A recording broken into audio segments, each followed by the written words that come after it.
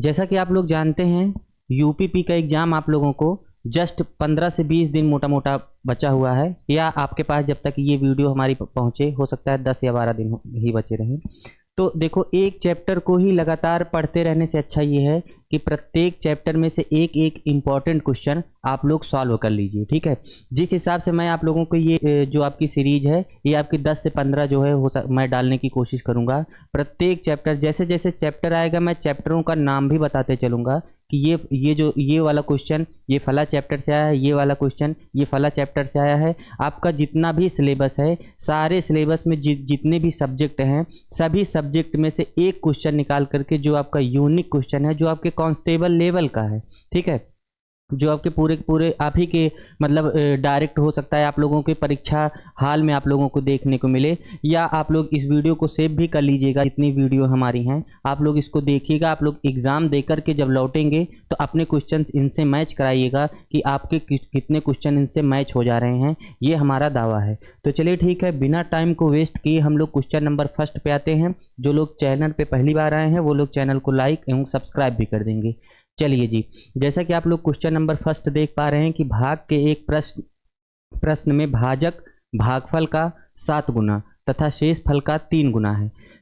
देखते ही आप लोगों को क्वेश्चन पता हो जाना चाहिए कि आपका रिमाइंडर थ्योरी मतलब नंबर सिस्टम का आप लोगों का पहला जो क्वेश्चन आया है ये आपका नंबर सिस्टम का क्वेश्चन है। ठीक है, तो चलो ठीक है, हम लोग इसको सॉल्व करेंगे।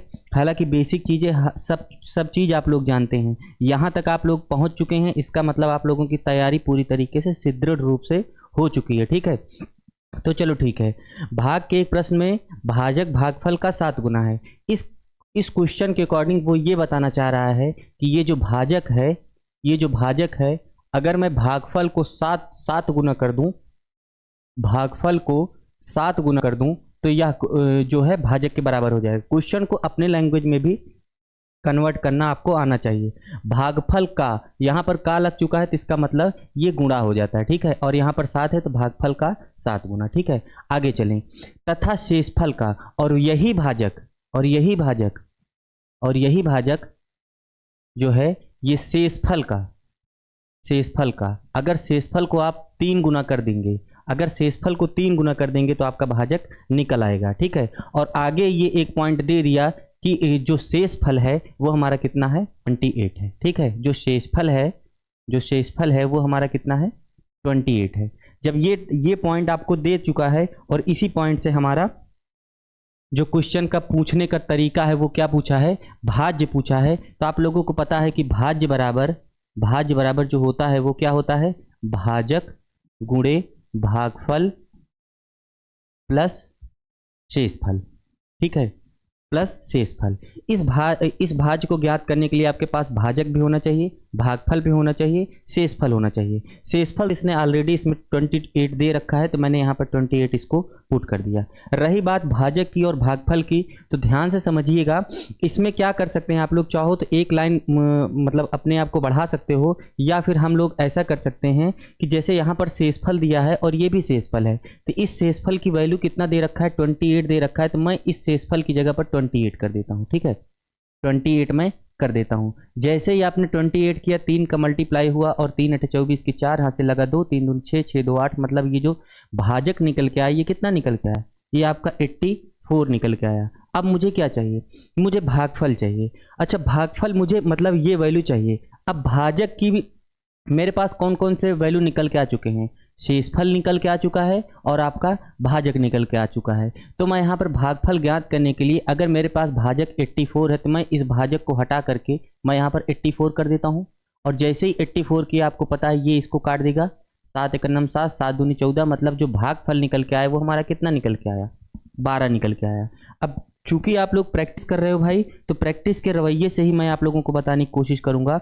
ऐसे क्वेश्चनों का कुछ बच्चे ऐसे होंगे जो इसका गुणा करके ये योग कर देंगे, या इसको करने में हो सकता है आप लोगों को लगे कि भाई कम टाइम लग रहा है तो जल्दी से 12 का गुणा 12 का पहाड़ा हम लोग पढ़ लेते हैं। लेकिन इसी के अकॉर्डिंग आप लोग जान लीजिए, आप लोग एक कॉन्सेप्ट पढ़े होंगे नंबर सिस्टम में ही, यूनिट डिजिट का। अगर यहाँ पर गुणा दिया हुआ तो इसका मतलब इसके इकाई के अंक को इसके इकाई के अंक से गुणा करेंगे, 4 दूनी 8, ठीक है, 4 दूनी 8, ये हो गया 8। अब यहाँ पर प्लस मिला है तो 8 और 8 16। इकाई के अंक पे कितना आया, 6 आया। और यूनिट डिजिट सिर्फ और सिर्फ एक ही ऑप्शन ऑप्शन सी में मुझे दिखाई पड़ रहा है, इसलिए हम लोग ऑप्शन सी को टिक कर देंगे। ठीक है, चलिए ठीक है, हम लोग नेक्स्ट क्वेश्चन पे बढ़ते हैं।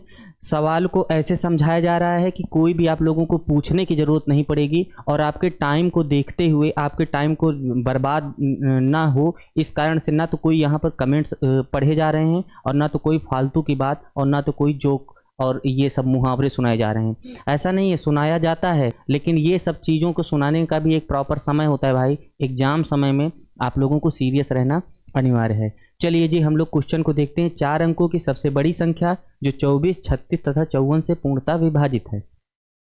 ठीक है, अपने शब्दों में हम लोग इसको पढ़ने की कोशिश करें कि इन चारों ऑप्शन में से, देखो ऐसे क्वेश्चनों को हम लोग ऑप्शन से ही करेंगे, इन चारों ऑप्शनों में से कौन सा ऐसा ऑप्शन है जो 24 से भी विभाजित हो जाए और 36 से भी विभाजित हो जाए और 54 से भी विभाजित हो जाए।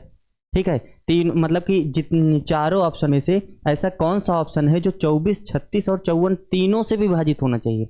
अच्छा, आप लोगों को एक चीज़ ये पता है कि ऑप्शन से अगर मान लीजिए ये क्वेश्चन, आप लोगों को सबसे पहले बता दो कि ये क्वेश्चन आपका LCM एंड HCF का है। ठीक है, अगर इसको आप लोग बड़े से बनाने की कोशिश करेंगे तो ये सवाल थोड़ी सी लंबी चली जाएगी, काफ़ी लंबी चली जाएगी और हो सकता है उसमें आप लोगों को क्रिटिकल भी हो जाए। लेकिन इन सब चीज़ों को आप लोग फटाक से देखते ही आंसर कर लोगे, लेकिन आप लोगों को ढंग आना चाहिए। जैसे कि आप लोगों को पता है कि कोई संख्या अगर मान लीजिए 36 से विभाजित है, ठीक है, कोई संख्या अगर 36 से विभाजित है तो भाई ना तो मुझे 36 का पहाड़ा आता है और ना तो मुझे 24 का पहाड़ा आता है, ना तो मुझे 54 का पहाड़ा आता है। थोड़ी देर के लिए समझिए, ठीक है। लेकिन मुझे इतना पता है कि कोई संख्या अगर 36 से विभाजित है तो इसका मतलब वह उनके गुणनखंड मतलब 9 चौक 36, वह संख्या 9 से भी विभाजित होगी और वह संख्या 4 से भी विभाजित होगी। ठीक है, वह संख्या 9 से भी विभाजित होगी, वह संख्या 4 से विभाजित होगी, तो इसका मतलब वह संख्या 36 से भी विभाजित हो जाएगी। ज़्यादा डिटेल में नहीं जाऊंगा, बस इतना ही आप लोग अभी जान लीजिए। तो हम लोगों को क्या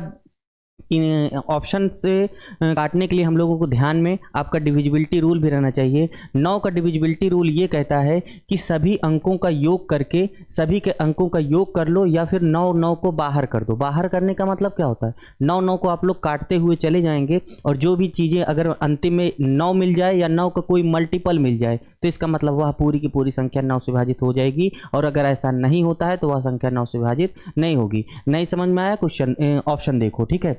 जैसे मैंने आपसे ये कहा कि 9 को बाहर करो, 9 को बाहर किए, 9 को बाहर किए, 4 और 2 कितना होता है, 6 होता है। और ये 6 आपका 9 से नहीं कटेगा, तो इसका मतलब ये ऑप्शन किसी भी कीमत पर नहीं हो सकता। एक ऑप्शन को आपने कट करके बाहर कर दिया, ठीक है। 9 को बाहर किया, 9 को बाहर किया और यहाँ पर मिला आपको 6, 6 में 0 जोड़े तो कितना आया, 6 आया।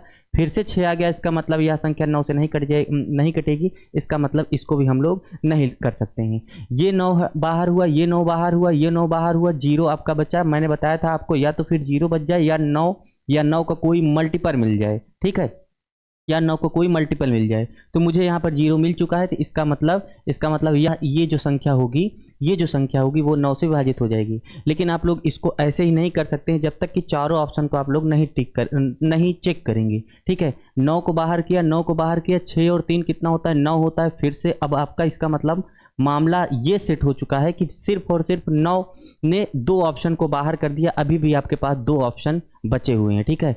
आंसर जो होगा वो इन्हीं दोनों ऑप्शन में से होगा, ये दोनों ऑप्शन तो बिल्कुल भी नहीं हो सकते हैं, ठीक है। तो चलो ठीक है, अब हम लोगों ने 9 का चेक कर लिया है, अब हम लोग किसका चेक करेंगे, 4 का चेक करेंगे, ठीक है। और 4 का रूल क्या कहता है कि अंतिम के दो अंक या तो फिर 0 0 हो या फिर 4 का कोई मल्टीपल हो, ठीक है, 4 का कोई मल्टीपल हो। इस टाइप की चीज़ें हो जाएंगी तब वह संख्या पूरी की पूरी 4 से विभाजित होनी चाहिए। भाई आप लोगों को डिविजिबिलिटी रूल आना चाहिए, ऑप्शन से चेक करने के लिए आप लोगों को डिविजिबिलिटी रूल हर हाल में आना चाहिए, ठीक है। 2 से लेकर के 11 तक का डिविजिबिलिटी रूल, जिनको नहीं पता है चलो मैं डिस्क्रिप्शन बॉक्स में लिंक दे दूंगा या फिर से मैं पढ़ा दूंगा, ठीक है। बाकी आप लोग अभी जो लोग जानते हैं वो लोग देखेंगे इसको, ठीक है। 4 का जो रूल कहता है वो अंतिम के 2 अंक को देखने को बोलता है, तो इन दोनों को हटाओ दो, यही सिर्फ और सिर्फ 2 अंक को हम लोग देखेंगे, ठीक है। तो क्या ये 90 जो है आपका 4 से कट रहा है, नहीं कट रहा है, तो इसका मतलब ये भी बाहर हो चुका है। ये ऑप्शन ये देख लीजिए आप लोग, चार 32, 4 9 36, इसका मतलब ऑप्शन नंबर सी हमारा सही हो जाएगा। अब हम लोगों को इसको सॉल्व करने की ज़रूरत नहीं है, ठीक है। बताने का चीज़ बताने के लिए तो हमने इसको हो सकता है 1 मिनट या 2 मिनट ले लिया हो, लेकिन आप लोग जब करेंगे इसको तो जैसे देखेंगे विद इन सेकेंड के अंदर आप लोग आंसर ले लेंगे। नहीं तो भाई अगर मेथड से जाओगे तो मेथड आपका यही कहता है कि यहाँ पर 24 का, ठीक है, 36 का और 54 का पहले तो एलसीएम लो, ठीक है। अब जो भी एलसीएम आए, 4 अंकों की सबसे बड़ी संख्या मतलब 9 9 9 9। अब इसमें आप लोग भाग लगाओगे कि कौन किससे, इस एलसीएम से। जिनको अगर मान लीजिए जिनको भाई 2 टाइप के बच्चे होंगे, या तो वो बच्चे ऐसे होंगे जिनको प्रूविंग देखना हो, तो भाई मैं प्रूविंग करूंगा नहीं, तुमको खुद से करना होगा, ठीक है, क्योंकि ये प्रैक्टिस चीज़ें चल रही हैं। और यहाँ पे हम लोग एलसीएम, ये जो एलसीएम निकालेंगे तीनों का, यहाँ पर कुछ आएगा और यहाँ पर अंतिम में करते करते यहाँ पर कुछ आपका शेष फल आ जाएगा। तब आप लोग क्या करोगे, 9 9 9 9 में से इस शेष को घटा दोगे, इस शेष को घटा दोगे तो जो आंसर आएगा वो आपका कितना आएगा, 9 9 3 6, ठीक है। आप लोग चाहे तो कर सकते हैं। इसको करने के लिए भाई 1 से 1.5 मिनट चला जाएगा, और अगर आप लोगों ने ऑप्शन से किया तो विद इन सेकेंड में आप लोग अपना आंसर ले लोगे। चलो ठीक है, इसी के साथ, इसी सिलसिले के साथ हम लोग नेक्स्ट क्वेश्चन पे बढ़ेंगे। नेक्स्ट क्वेश्चन आपका क्या कहता है, 10 संख्याओं का औसत। जैसे ही औसत दिखाई पड़ा, मैंने ऑलरेडी आप लोगों को बता रखा है कि प्रत्येक चैप्टर से एक क्वेश्चन आ रहा है, ठीक है। पहला क्वेश्चन जो आया वो आपका नंबर सिस्टम से, दूसरा क्वेश्चन जो आया वो आपके एलसीएम एंड एचसीएफ से, तीसरा क्वेश्चन आप लोगों को औसत से मिल चुका है, ठीक है। और सबसे पहले तो हम लोग सवाल को पढ़ेंगे। 10 संख्याओं का औसत 24 प्राप्त हुआ यदि प्रत्येक संख्या को पहले की अपेक्षा 3/8 गुना कर दिया जाए, ठीक है। इसके लिए डायरेक्ट एक फॉर्मेट होता है कि जो भी आप लोगों का पुराना औसत है, ठीक है, जो भी आपका पुराना औसत है, अगर मान लीजिए, देखो सवाल को थोड़ी सी समझने की कोशिश करेंगे, ठीक है। 10 संख्याएं जो हैं, उन संख्याओं में मुझे ये नहीं पता है कि कौन कौन संख्या है, इतना मुझे नहीं पता है, ठीक है। एक संख्या ये मान लीजिए ये 10 संख्याएं हो गई, और इनका मैंने एवरेज निकाला। इनका जब मैंने एवरेज निकाला तो वो मान लीजिए कितना आया, 24 प्राप्त हुआ, ठीक है। अब कैसे कैसे सवाल पूछ सकता है, वो ये पूछ सकता है, पहला क्वेश्चन तो आपसे ये पूछ सकता है कि मान लीजिए प्रत्येक संख्या में 2 को जोड़ दिया जाए। ध्यान से समझिए, प्रत्येक संख्या में 2 को जोड़ दिया जाए, तो आप लोगों को ये करना पड़ेगा, तो जो नया एवरेज आएगा वो कितना आएगा, जो भी पुराना एवरेज रहे, ठीक है, जो भी पुराना एवरेज रहे उसमें हम लोग क्या कर देंगे, 2 जोड़ देंगे, ठीक है। अगर मान लीजिए क्वेश्चन में ये कहा जाता कि प्रत्येक संख्या में से 3 घटा दिया गया, प्रत्येक संख्या में से 3 घटा दिया गया, तो जो नया एवरेज आएगा वो कितना आएगा, तो आप लोग क्या करोगे, पुराने एवरेज में से 3 घटा दोगे, ठीक है, 3 घटा दोगे। अगर मान लीजिए जैसे वो कह दिया जाए कि प्रत्येक संख्या में 2 से गुणा कर दिया जाए, तो आप लोगों को कुछ नहीं करना है, पुराने एवरेज में 2 से गुणा कर दीजिए। मतलब एक थियरी निकल के आती है कि जब भी नए एवरेज से पुराने एवरेज से नया एवरेज आपका पूछा जाएगा, तो जो भी छेड़छाड़ उसने किया, ठीक है, मतलब यहाँ पर जो भी छेड़छाड़ उसने किया, चाहे तो वो जोड़े, चाहे तो वो घटाए, चाहे तो वो गुणा करे, वही छेड़छाड़ हम लोग जो पुराना औसत है उसी में कर देंगे, तो हमारा नया औसत प्राप्त हो जाएगा। सवाल को समझिए, जैसे उसने पुराना औसत कितना दे रखा है, 24 दे रखा है। अब प्रत्येक संख्या में से उसने क्या छेड़छाड़ किया, देखो, यदि प्रत्येक संख्या को पहले की अपेक्षा 3/8 गुना कर दिया जाए, तो आप लोग पुराने औसत को ही 3/8 कर दीजिए, ठीक है, और यही आपका आंसर हो जाएगा। 8 3 24 मतलब 3 3 का 9, option number A is the correct answer. पुराने औसत में जो भी सभी संख्याओं में जो भी छेड़छाड़ करे, वही हम लोग पुराने औसत में छेड़छाड़ कर देंगे, ठीक है, उसकी बात बराबर हो जाएगी। चलिए जी, हम लोग नेक्स्ट क्वेश्चन पे बात करते हैं। नेक्स्ट क्वेश्चन आपका क्या है, एक व्यक्ति अपनी संपूर्ण आय का 80% खर्च कर देता है यदि उसकी आय को 20% बढ़ा दिया जाए, ठीक है। ये क्वेश्चन आप लोगों का परसेंटेज का क्वेश्चन आ चुका है, और ये परसेंटेज का क्वेश्चन आय तथा व्यय पर आधारित प्रश्न है। हालांकि परसेंटेज ऑलरेडी मैंने पढ़ा रखा है, टॉपिक वाइज टॉपिक, वहाँ से आप लोगों ने देखा होगा या कहीं से आप लोगों ने देखा होगा, उससे मुझे नहीं मतलब है। मुझे इससे मतलब है कि सवाल तो आप लोगों को भाई चाहे जहाँ से पढ़े होंगे वो तो आएगी ही आएगी, है ना। जो पेपर होगा वो ये तो नहीं पूछेगा ना कि किस से पढ़ के आए हो, ठीक है, वो तो कहीं से भी दे देगा। तो चलो इन्हीं सब क्वेश्चनों को सॉल्व करो। एक व्यक्ति अपनी संपूर्ण आय का 80% खर्च कर देता है। आपको पता है जो आय जो होता है वो व्यय के और बचत के बराबर होता है, ठीक है।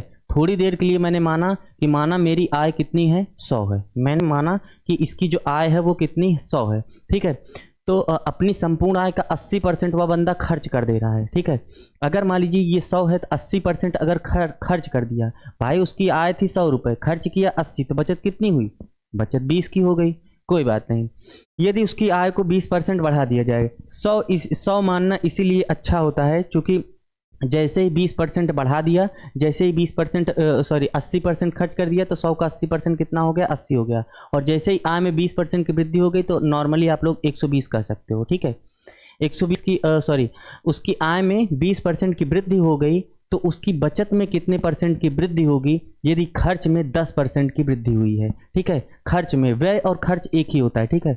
दोनों का लैंग्वेज एक ही होता है, दोनों का मान, ठीक है। वो उसके कहने का मतलब ये है कि जो उसका पुराना व्यय था, उसमें उसने क्या किया? 10% की क्या कर दी? बढ़ोतरी कर दी। भाई पैसे ज़्यादा मिले तो उसने खर्च भी ज़्यादा करना स्टार्ट कर दिया। 10% की वृद्धि हो गई मतलब 110, ठीक है। 0 से 0 कटा, 0 से 0 कटा, 11 अठे 88, ठीक है। 11 अठे 88। तो अच्छा थोड़ी देर के लिए सोचो, आय अब कितनी है? 120 और व्यय कितना है? 88। तो जो बचत होगी वो कितना होगा? 120 में से मैं 88 को घटाऊंगा तो कितना आएगा? 10 में से 8 गया 2, और यहाँ पर हो गया कितना? 32, ठीक है। पहले बचत कितनी होती थी? पहले बचत आपकी होती थी 20 और अब बचत कितनी हो रही है? 32। तो जो वृद्धि होगी वो क्या होगा? वृद्धि परसेंट हम लोग निकालेंगे। इन दोनों का अंतर 32, और चाहो तो इन दोनों का अंतर लो, या इसको और सिंप्लीफाई करना चाहो तो आप लोग 4 से काट लो, 4 पंचे 20, 4 अठे 32, रेशियो में कन्वर्ट कर लो। 8 में से 5 गया, कितना हो गया? 3 अंतर गुणे 100 बटे, अगर वृद्धि निकालनी है तो मैं छोटे वाले को रख दूंगा और कमी निकालनी होती तो मैं बड़े वाले को रख देता, ठीक है। 5 दूना 10, 20 तिहाई 60%। 60% मतलब option number C is the correct answer. चलिए हम लोग नेक्स्ट क्वेश्चन पे बढ़ते हैं। नेक्स्ट क्वेश्चन आपका क्या है? एक घड़ी को 1440 रुपए में बेचने पर 10% की हानि होती है, ठीक है। ये आपका क्वेश्चन है, प्रॉफिट एंड लॉस का है। 1440 रुपए में बेचने पर 10% की हानि हो गई। देखो ऐसे सवालों को जो क्वेश्चन में बोलेगा, मैं अपना बिना दिमाग एक्स्ट्रा लगाए हुए जो बोल रहा है उसको हम लोग डिजिट फॉर्म में लिख देंगे। जैसे कहने का मतलब ये है कि ये बोल रहा है कि भाई 1440 रुपए में बेचा तो 10% की हानि हो गई, मतलब पहले बेस जो मानेंगे वो 100 मानेंगे, अगर हानि हो रही है तो घटा देंगे और 100 से घटा देंगे, अगर लाभ हो रहा है तो 100 में जोड़ देंगे।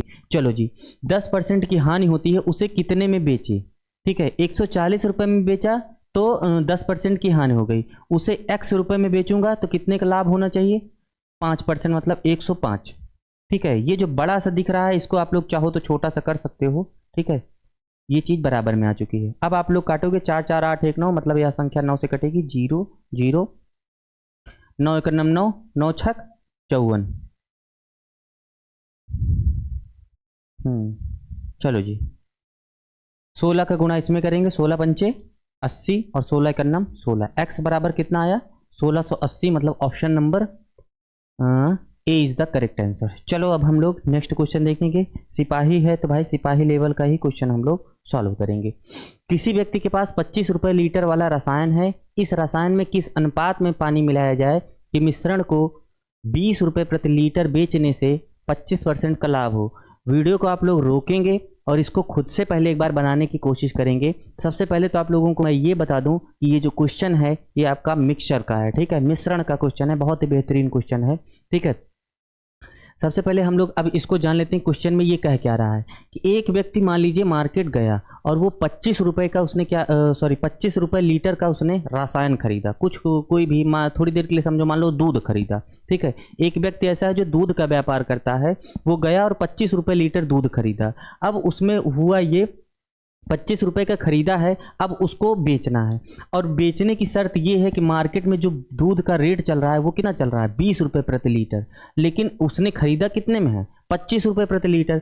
अब वो उसको ये बता दो कि भाई कोई व्यक्ति होगा वो क्या करेगा भाई, प्रॉफिट कमाने के लिए काम करेगा ना, तो 20 रुपये प्रति लीटर ही बेचने के 20 रुपये प्रति लीटर बेचने के लिए और लाभ लेने के लिए आपको क्या करना पड़ेगा? उसमें कुछ न कुछ पानी मिलाना पड़ेगा। ठीक है, और लाभ कितना लेना है भाई? 25% का लेना है, 25% का लाभ आपको लेना है। तो चलो ठीक है, मैं अगर आपसे ये कहूँ कि अगर मैं रेशियो मिक्सचर है तो मान लीजिए पहले को मैं लूँ, कितने रुपए लीटर है, 25 रुपये प्रति लीटर है, सीपी है, ठीक है, सीपी है, 25 रुपये प्रति लीटर है। अगर मैं सेकंड इसमें रसायन जोड़ूं, सेकंड रसायन जोड़ूं मतलब इसमें पानी जोड़ूं, तो पानी की मूल्य क्या होगी, तो पानी का मूल्य वो बिस्लेरी वाला बॉटल नहीं कि 20 रुपये का 1 लीटर आता है, 20 रुपये का पानी मिला दिया। पानी का मतलब इसमें ये होता है कि पानी की जो वैल्यू होगी वो कितनी होगी, कितने रुपये प्रति लीटर होगी, तो 0 रुपये प्रति लीटर होगी। अच्छा जी, मिक्सचर में आप लोग ये जानते हैं कि यहाँ पर जो वैल्यू होनी चाहिए, ये भी आपकी सीपी है, ये भी आपकी सीपी है, तो यहाँ की जो वैल्यू होनी चाहिए वो भी आपकी सीपी ही होने चाहिए। बच्चे बहुत सारे गड़बड़ी यहाँ पर ये कर देते हैं कि यहाँ पर भी वो लोग 20 लिख देते हैं। भाई 20 ये आपका एसपी है, ठीक है, सेलिंग प्राइस, विक्रय मूल्य है आपका, 20 रुपये तो आपका विक्रय मूल्य है। और आप लोग यहाँ पर इसको सीपी से विक्रय मूल्य में आप लोग नहीं घटा सकते हैं। मतलब मिक्सचर अपना एक ये फंडा बनाता है कि जो भी वैल्यू यहाँ पर दी रहे वही वैल्यू उसकी उसी तरीके की उसी कैटेगरी की वैल्यू होनी चाहिए। तो क्या ये 20 आपका सीपी है, 20 आपका मतलब कि क्रय मूल्य है, 20 तो आपका भाई विक्रय मूल्य है। तो इसका मतलब मुझे यहाँ पर ये वैल्यू निकालनी पड़ेगी, ये वैल्यू निकालनी पड़ेगी। ये वैल्यू कैसे निकालनी पड़ेगी, अगर मान लीजिए कोई सीपी है, उसको मैं 25% का लाभ लेना चाहता हूँ, मतलब 125 रुपये में बेचूँ, 125 रुपये में बेचूँ, ठीक है, 125 रुपये में बेचूं, मिश्रण को 20 रुपये प्रति लीटर बेचने पर, हाँ जी,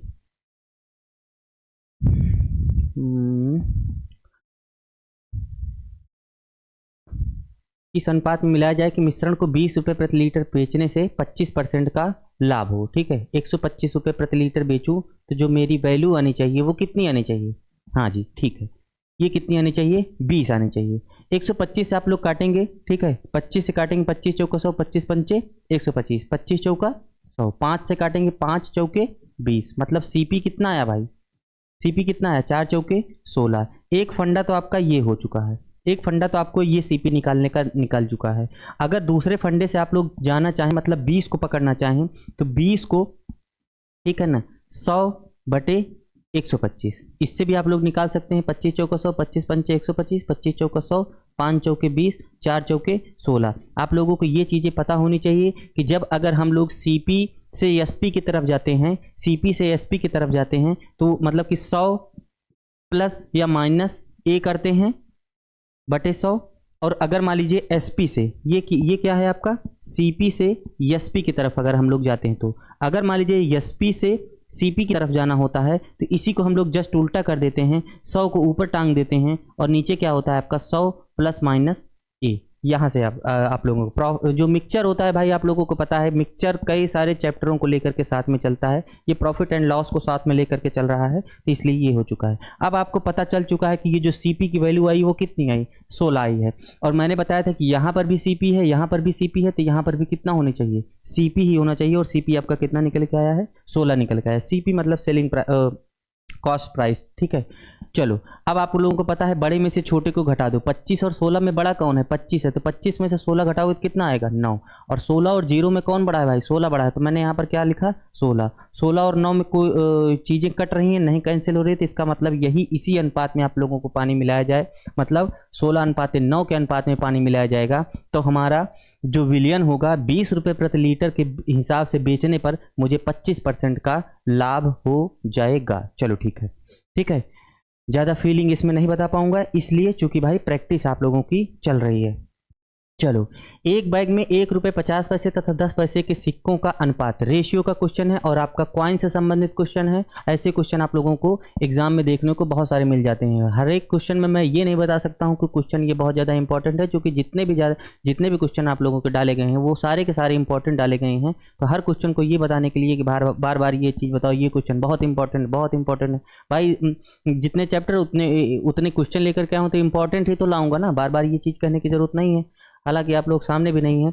एक बैग में 1 रुपये 50 पैसे तथा 10 पैसे के सिक्कों का अनुपात, ठीक है।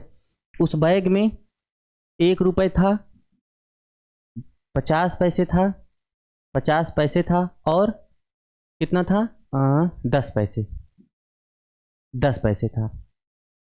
और अगर मान लीजिए आपसे ये क्वेश्चन में दिया गया है कि सिक्कों का जो अनुपात है, सिक्कों का जो अनुपात है वो कितना है, 3, 4 और 8, 3, 4 और 8।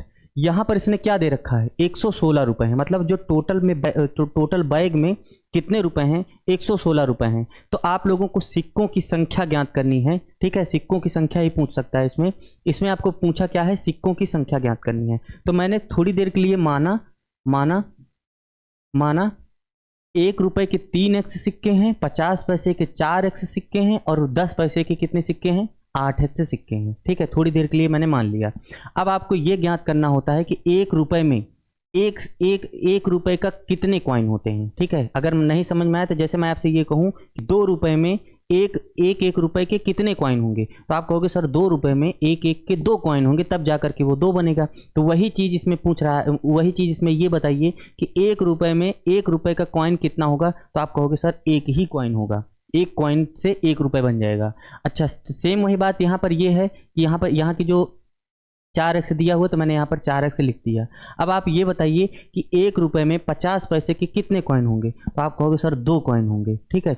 अच्छा, अगर मैं आपसे ये कहूँ कि 8x यहाँ पर है, 1 रुपए में 10 पैसे के कितने कॉइन होंगे, तो आप कहोगे सर 10 कॉइन होंगे, तब जाकर के वो 1 रुपए बनेगा। और सभी का योग कितना दे रखा है, सभी का योग दे रखा है आपका 116 रुपये, 116 रुपये। अगर फर्दर आप लोग इसमें क्या करेंगे, सबसे पहले एलसीएम ले लेंगे। 10 2 1 का एलसीएम कितना होता है, 10 ही होता है। 1 कितने बार में जाएगा, 10 बार में, 10 तिहाई 30x प्लस 2 पंचे 10 मतलब 5 चौक 20x, ठीक है। 10 एकन्नम 10 मतलब 8x बराबर कितने को हो जाएगा, 116। चलो इसको हम लोग जोड़ते हैं, 30 20 50 50 8 58x divided by 10 equal to 116। ये इसको सीधे सीधे 2 बार में काट देगा, 8 दूनी 16 है ना। x बराबर कितना आया, 20, x बराबर कितना आया, 20 आया। अगर x की वैल्यू आप लोग ज्ञात कर लिए हो तो इसका मतलब पूछा क्या है भाई, तो 10 पैसे की सिक्कों की संख्या। अगर 10 पैसों की सिक्कों की संख्या ज्ञात करे पूछे तो आप x की वैल्यू कितना निकल के आया है, 20। तो मतलब 8 दूनी 16, 160 कॉइन आपके 10 पैसे के होंगे, 4 दूनी 8, 80 कॉइन आपके 50 पैसे के होंगे और 20 तिहाई 60 कॉइन आपके 1 रुपए के होंगे। चलो जी, ये क्वेश्चन आपका, तो इसका मतलब आंसर कितना आया, 160, चूंकि आप लोगों का 10 पैसे का कॉइन का पूछा था। चलो हम लोग नेक्स्ट क्वेश्चन पे बढ़ते हैं। ABC जिनकी क्षमता का अनुपात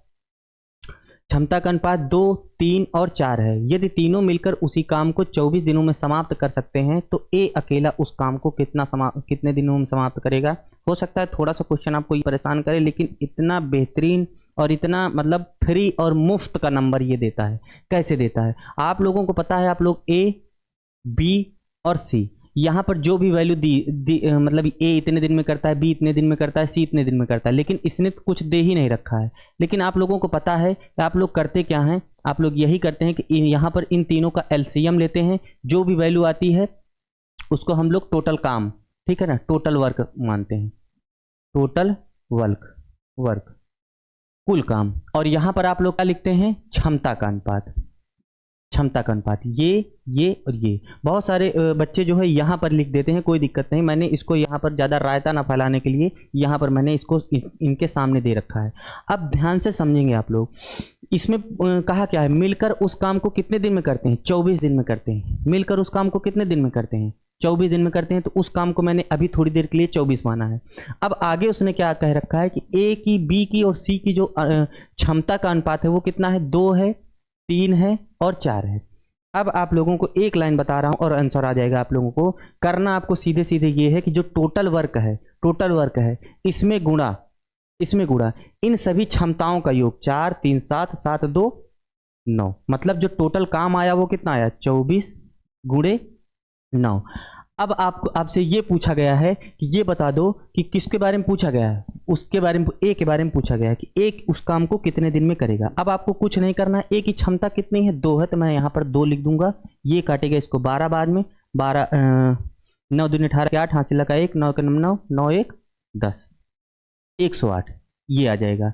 अगर मान लीजिए यहीं पर आपसे ये चीज़ पूछ लेता कि बता दो भैया बी कितने दिन में काम करेगा, तो आप कहोगे टोटल काम कितना है, 24 गुणे 9 बटे बी की क्षमता कितनी है, 3, तो यहाँ पर 3 कर दिए, 3 अठे 24, 8 9 72 दिन में काम करेगा।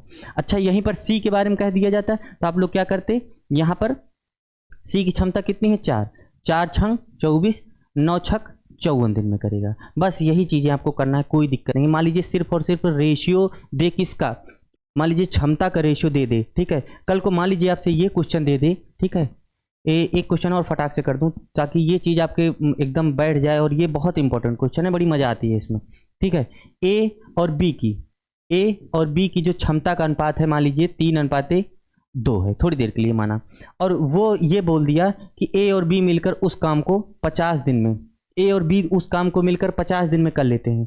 तो ए को बताओ कितने दिन में करेगा, बी को बताओ कितने दिन में करेगा। तो आपको कुछ नहीं करना है, ए को लगाना है, बी को लगाना है, यहाँ पर ऐसे ऐसे, ये हो गया कितना, सॉरी 50 दिन में टोटल कर रहा है, यहाँ पर हो गया आपका 50। इसकी क्षमता कितनी है 3, इसकी क्षमता कितनी है 2, 3 और 2 कितना होता है 5, तो यहाँ पर मैंने 5 को ऐसे कर दिया, तो 5 × 5 = 25, ये कितना हो गया 250। मतलब अगर ए के बारे में पूछा जाएगा 250/3 और बी के बारे में पूछा जाएगा तो 250/2। ठीक है, इतना आज मतलब इस सवाल के लिए समय को देखते हुए मैं इतना ही बता सकता हूँ, ठीक है। बाकी वीडियो को लाइक कर देंगे अगर समझ में आया है तो। एक व्यक्ति 3 असमान चालों 20 किलोमीटर प्रति घंटा, 15 किलोमीटर प्रति घंटा तथा 30 किलोमीटर प्रति घंटा की स्पीड से 3 असमान दूरियां तय करता है, तो पूरी यात्रा में उसकी औसत चाल ज्ञात करिए। मुझे औसत चाल देख करके मुझे औसत पे नहीं जाना है, ये आपका टाइम एंड स्पीड का क्वेश्चन है। तो ऐसे सवालों को आप लोग कभी कभी 2 देता है, 2 असमान चालों, कभी कभी 3 असमान चालों दे, 4 असमान चालों दे, इससे आपको कोई प्रॉब्लम नहीं होनी चाहिए। सबसे पहले आप लोग क्या करेंगे, तीनों जो चालें हैं वो कितनी हैं। पहली चाल कितनी है 20 किलोमीटर प्रति घंटा, दूसरी चाल कितनी है 15 किलोमीटर प्रति घंटा, और तीसरी चाल कितनी है भाई जी 30 किलोमीटर प्रति घंटा। कोई बात नहीं, अब आपको क्या लेना है, इन तीनों का एलसीएम लेना है। 30, 15 और 20 का एलसीएम कितना होता है 60 होता है, ठीक है। 20 कितनी बार में जाएगा 60 बनेगा, 20 तिहाई 60। 15 कितनी बार में जाएगा 60 बनाएगा, 15 चौके 60। 30 कितनी बार में जाएगा 60 बनाएगा, 30 दूनी 60, ठीक है। अब आपको क्या करना है 60 टोटल जो आपकी दूरी रहे, ये आपकी कुल दूरी हो गई 60 गुणे। अच्छा, अगर 3, ध्यान से समझिएगा, अगर 3 असमान चालें हैं तो मैं यहाँ पर 3 का गुणा करूंगा, अगर 2 असमान चालें हैं तो मैं यहाँ पर 2 का गुणा करूंगा, और अगर यहाँ पर 4 असमान चालें हैं तो यहाँ पर मैं 4 का गुणा करूंगा। मतलब कितनी भी असमान चालें हैं उससे मुझे फर्क नहीं पड़ता है। यहाँ पर मैंने देखा 3 असमान चालें हैं तो मैंने यहाँ पर 3 का गुणा कर दिया, और डिवाइडेड बाई पूरी यात्रा में उसे यात्रा में औसत चाल कितनी होनी चाहिए। पहले तो मैंने 3 असमान चालें थी तो मैंने 3 का गुणा कर दिया। अब क्या करेंगे आप लोग, 4 3 7, 7 2 9, ठीक है। 3 त्रिका 9 और 3 दूनी 6, मतलब 20 किलोमीटर प्रति घंटा। Option number A is the correct answer. With in second आप लोग आंसर इसका ले सकते हैं। कोई फार्मूला से कोई फार्मूला भाई आपके दो असमान चाल दिखाएंगे, 3 असमान चलाएंगे, 3 असमान चाल दिखाएंगे। जैसे चौथा असमान चाल के बारे में पूछेगा तुरंत आप लोगों का फार्मूला वहीं पर भ्रष्ट हो जाएगा। इसलिए सबसे बेहतरीन मेथड आप लोग यही लेकर के चलेंगे। हम लोग क्या करेंगे, चुपचाप इनका पहले एलसीएम ले लेंगे, और एलसीएम में हम लोग जितनी असमान चालें रहें उतने का गुणा लगाएंगे, और जितनी चीज़ें रहें वो हम लोग इसका योग कर देंगे। नेक्स्ट जो इस पर आधारित जो नेक्स्ट आपका वो कराया जाएगा वो नेक्स्ट लेवल पे कराया जाएगा। तो अभी के लिए हम लोग इसी को देख लेंगे। कितने वर्षों में किसी राशि पर 12.5% प्रतिवर्ष की दर से साधारण ब्याज मूलधन के बराबर होगा, ठीक है। इसको देखते ही आप लोग चाहो तो मतलब कि इसको 8 आंसर कर सकते हो। मैंने कैसे किया, मैं इसको सॉल्व भी करके दिखाऊंगा, लेकिन पहले इसको देख लो कैसे आप लोग कर सकते हो। 12.5% की वैल्यू अगर फ्रैक्शन में कन्वर्ट करोगे तो कितना हो जाएगा 1/8, ठीक है, 1/8। अगर मूलधन, ठीक है, मूलधन, इसके कहने का मतलब ये है कि मूलधन 8 है तो जो उसका ब्याज है वो कितने पे चल रहा है, वो 1 पर चल रहा है। इसके कहने का मतलब यही तो हो गया ना, किसी राशि पर 12.5% प्रतिवर्ष की दर से 1/8 हो चुका है। अगर 8 रुपये आपका मूलधन है और उस 8 रुपये में 1 रुपये आपको ब्याज मिल रहा है, तो इसका मतलब ये कितने वर्षों में कितने दिनों में ये आपका 1 से 8 बन जाएगा। 8 गुना कितने दिन में हो जाएगा? तो आप कहोगे सर 8 साल में ये आपका 8 गुना हो जाएगा, और यही आपका क्या हो गया? आंसर हो गया है। ठीक है, ये ऐसे भाई वही है, चीते की रफ्तार से आपको दौड़ना पड़ेगा। बाकी मूलधन गुणे दर गुणे समय बटे 100 ये तो भाई दुनिया कर लेती है। 50 लाख बच्चों में 60,000 को करने के लिए ये चीज़ें आप लोगों को अच्छे से आनी चाहिए। हालांकि ये सब चीज़ें मैं आपको पढ़ाऊँगा, लेकिन ये चीज़ PRT बटे 100 से भी कर लो। ठीक है, 12.5% मतलब 12.5, इसको ऐसे भी लिख सकते हो 12 से ही 1/2 मतलब 12 दूनी 24, 24 से 25/2%। ठीक है, जो आपका दर है वो कितना है? 25/2%। इसके कहे अनुसार ये कहना चाह रहा है कि कितने वर्षों में किसी राशि पर 12.5% प्रतिवर्ष की दर से साधारण ब्याज मूलधन के बराबर होगा। मतलब इसके थोड़ी सी क्वेश्चन को समझ लो। मान लीजिए कोई व्यक्ति एक पैसा लिया है। ठीक है, कोई व्यक्ति एक पैसा लिया है, जैसे 100 रुपये लिया है। ठीक है, मान लीजिए थोड़ी देर के लिए समझो कि उस बंदे ने 100 रुपये लिया हुआ है।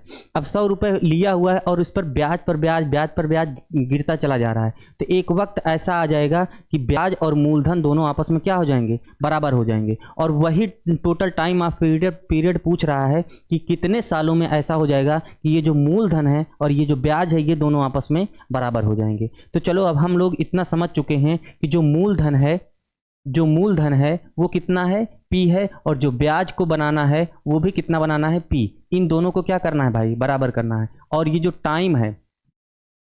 टाइम है इसी को आपको इसी को आपसे पूछा गया है। चलो जी, मूलधन गुणे दर गुणे समय बटे 100। ठीक है, साधारण ब्याज SI बराबर क्या होता है? PRT divided by 100। SI की वैल्यू कितनी है? P है। ठीक है, P की वैल्यू कितनी है? P ही है। मूलधन गुणे दर कितना है भाई? 25/2। 25/2। समय कितना है यही मुझे ज्ञात करना है, और बटे कितना कर देते हैं हम लोग? 100 कर देते हैं। ठीक है, P से P खत्म। 25 चौका 100, 4 दूनी 8। T बराबर कितना आया? 8। T बराबर 8 आया, और 8 मैंने देखते ही लगा लिया था। इतना बड़ा रायता फैलाने की ज़रूरत आपको नहीं थी। चलो ठीक है, अब हम लोग नेक्स्ट क्वेश्चन पे बढ़ते हैं। नेक्स्ट क्वेश्चन आपका कौन सा है? 3,000 रुपये की राशि को 20% प्रतिवर्ष के चक्रवृद्धि ब्याज CI कंपाउंड इंटरेस्ट का क्वेश्चन है। ये दर पर निवेश किया गया। 2 वर्षों का चक्रवृद्धि ब्याज कितना है? 2 वर्षों का चक्रवृद्धि ब्याज पूछ रहा है आपसे। ठीक है, कंपाउंड इंटरेस्ट आपसे पूछ रहा है। तो यहाँ पर सारा गेम जो होता है वो किस में होता है भाई? सारा का सारा गेम दर पे और आपका टाइम पे होता है। ठीक है, जैसे कि आपने यहाँ पर देखा, जो आपका मूलधन दिया हुआ है वो कितना दिया हुआ है? 3,000। मूलधन कितना दिया है भाई? 3,000 दिया है। और आपका जो दर दिया है वो कितना दिया है? 20% दिया हुआ है। और जो आपका टाइम दिया हुआ है वो कितना दिया हुआ है? 2 ईयर। ठीक है, 2 ईयर। तो हम लोग सारा का सारा गेम, मैंने अभी थोड़ी देर क्या बताया कि जैसे यहाँ पर 2 साल है तो मैं इसको 1 ईयर और 1 ईयर कन्वर्ट कर सकता हूँ। 1 ईयर और 1 ईयर में मैं कन्वर्ट कर सकता हूँ। इधर मैं रखूँगा अपना प्रिंसिपल और इधर मैं अपना रखूँगा अमाउंट, मिश्रधन। ठीक है, और 1 ईयर पे मतलब इधर लगेगा तो कितना? 20% लगेगा, और इस पर भी कितना लगेगा? 20% लगेगा। ठीक है भाई, एक साल लगेगा तो 20% अपने अनुसार से चलेगा, क्योंकि जो राशि चल रही है वो आपकी प्रतिवर्ष चल रही है। ठीक है, तो यहाँ से अगर मान लीजिए 20% को अगर मैं कन्वर्ट करूँ फ्रैक्शन में, अपने भिन्न में कन्वर्ट करूँ, तो 20% की वैल्यू कितनी होती है? 1/5। ठीक है, मतलब अगर मूलधन अगर 5 है तो जो ब्याज है वो कितना है? 1 है। जो मूलधन है वो 5 है, और जो ब्याज है वो कितना है? 1 है। तो मान लीजिए 1 वर्ष की कहानी ये चली कि जो मूलधन 5 था तो वो बन गया कितना? 6। 1 का ब्याज मिश्रधन। फिर दूसरे वर्ष की कहानी फिर से चली, 5 रुपये था और फिर से क्या हो गया? 6 बन गया। 5 पचम 25 और 6 छंग 36। ठीक है, 6 छंग 36। चलो, तो हम लोगों को क्या करना पड़ता है? जिसकी वैल्यू दी रहे, किसकी वैल्यू दे रखी है? 3,000 रुपये। ये क्या है भाई? ये आपका मूलधन है, और यहाँ के अकॉर्डिंग मूलधन कितना है? 25 है। और जो हमसे पूछा है उसी का मैं गुणा कर दूंगा। पूछा क्या है आपसे? चक्रवृद्धि ब्याज पूछा है, तो इसका मतलब चक्रवृद्धि ब्याज आप लोग जानते हैं, प्रिंसिपल में से अमाउंट को मूलधन में से मिश्रधन में से मूलधन को घटाते हैं तो हमारा क्या आता है? ब्याज आता है। जो कंपाउंड इंटरेस्ट आया वो कितना आया? CI आया वो कितना आया? 6 में से 5 गया 1, 3 में से 2 गया 1। यहाँ पर किसके गुणा कर देंगे, 11 का।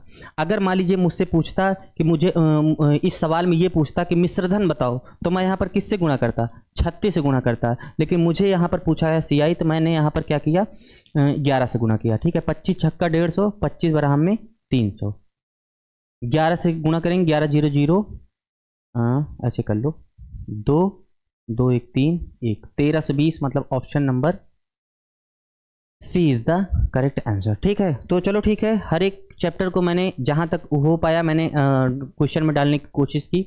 ऐसे प्रत्येक दिन आप लोग one day 1 chapter 1 question solve करेंगे, तो एक वक्त ऐसा आ जाएगा कि आप लोग इंपॉर्टेंट क्वेश्चन ले करके अपने एग्जाम में अच्छा आप लोग बेहतरीन स्कोर कर सकते हैं। तो इसी के साथ हम लोग इस वीडियो को अभी समाप्त करते हैं। बाकी की जो नेक्स्ट वीडियो होगी, मैं नेक्स्ट वीडियो को आपके समक्ष प्रस्तुत करने की कोशिश करूंगा।